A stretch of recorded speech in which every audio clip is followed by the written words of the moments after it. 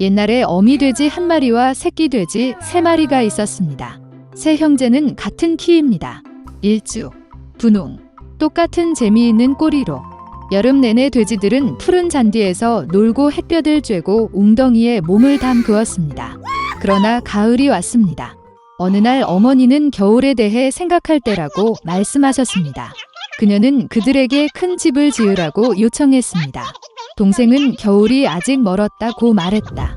중형은 필요할 때 자신의 집을 지을 것이라고 말했습니다. 그리고 형은 집을 직접 짓기로 결정했습니다.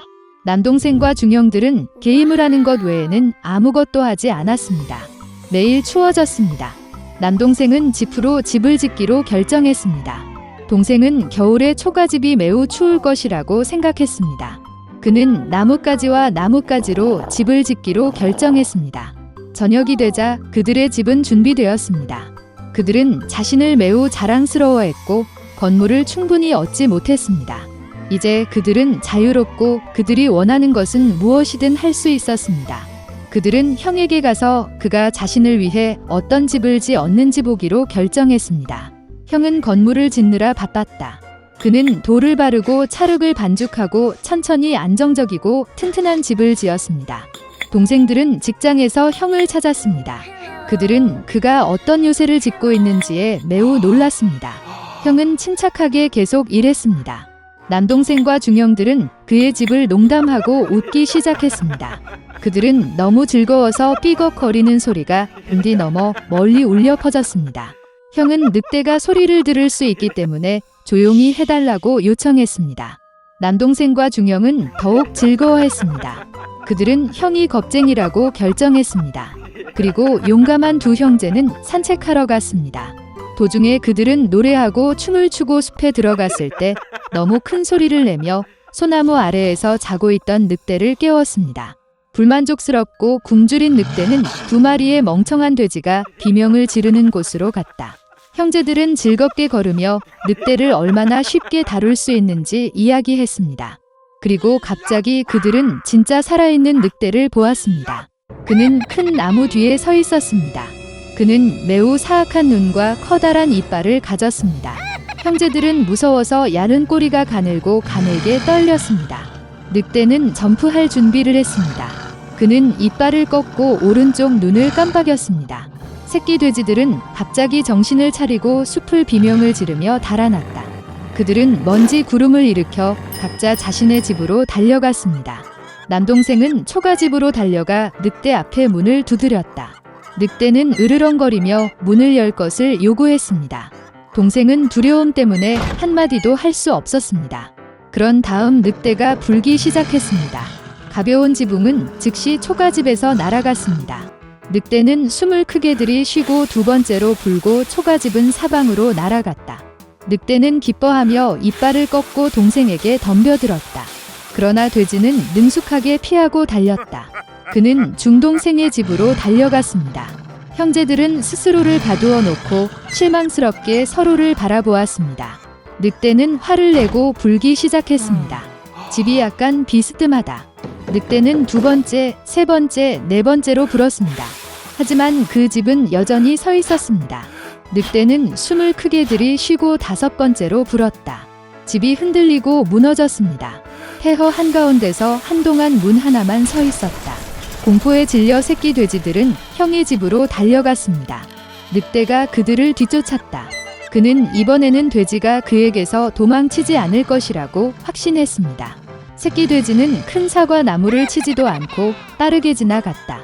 그리고 늑대는 사과로 그를 덮은 사과 나무를 돌릴 시간이 없었습니다. 딱딱한 사과 하나가 그의 눈 사이를 쳤다. 늑대의 이마에 큰 충돌이 일어났습니다. 이때 남동생과 중남동생은 형의 집에 뛰어들어 문을 조였다. 늑대는 문으로 달려가 으르렁거리며 문을 열 것을 요구했습니다. 동생들은 무서워서 아무 말도 할 수 없었습니다. 그리고 형은 그와 그의 형들이 단단한 석조집에서 두려워할 것이 없다는 것을 알고 있었습니다. 그러자 늑대는 더 많은 공기를 빨아들여 최대한 빨리 날렸습니다. 그러나 아무리 불려도 돌 하나도 움직이지 않았습니다. 그리고 나서 그는 고개를 들어 지붕에 크고 넓은 굴뚝을 발견했습니다.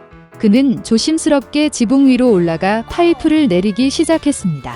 돼지들은 졸졸 소리를 들었다. 형은 즉시 무슨 일인지 짐작했습니다. 그는 재빨리 물이 끓는 가마솥으로 달려가 뚜껑을 찢었습니다. 늑대는 파이프를 따라 내려가 가마솥으로 곧장 떨어졌습니다. 그의 눈은 이마까지 넓어졌다. 불에 타버린 늑대는 거친 포효와 함께 날아가 숲으로 달려갔다. 그리고 3마리의 작은 돼지는 그를 돌보았고 사악한 강도에게 교훈을 아주 교묘하게 가르친 것에 기뻐했습니다. 그때부터 형제와 어머니는 한 지붕 아래에서 함께 살기 시작했습니다. 오래전에 가난한 사람인 알리바바는 먼 동부나라에서 아내 제이나 그와 함께 살았습니다. 그는 열심히 일하여 생계를 꾸렸습니다. 그는 숲에서 나무를 자르고 시장에 팔았습니다. 일하는 동안 알리바바는 기병 전체가 자신을 향해 질주하는 것을 발견했습니다. 두려움 때문에 그는 나무에 올라 단풍 속에 숨었습니다.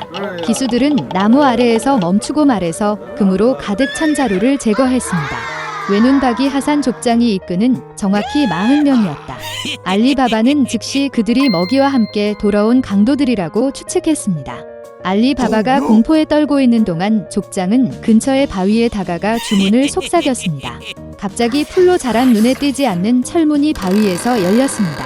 강도들은 동굴에 들어가서 훔친 금을 모두 숨겼고 빈 가방을 가지고 숲으로 돌아왔습니다.